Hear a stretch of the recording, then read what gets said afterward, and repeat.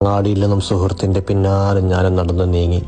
ലക്ഷ്യം പാറക്കടവ് പള്ളിക്കാട്ടിലെ 2 വർഷം മുമ്പ് മരണപ്പെട്ട തന്റെ പ്രിയതമയുടെ ഖബർ തന്നെ.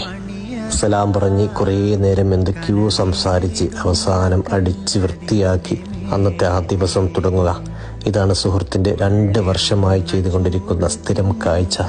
അകാലത്തിൽ വിട പറഞ്ഞു പോയ തന്റെ പ്രിയ സഖി, വേറെ പിരിയാൻ പറ്റാതെ ആ ബന്ധം ദിവസവും രാവിലെ പോയി ഒന്ന് കാണാതെ ഒന്നും തുടങ്ങാറേയില്ല.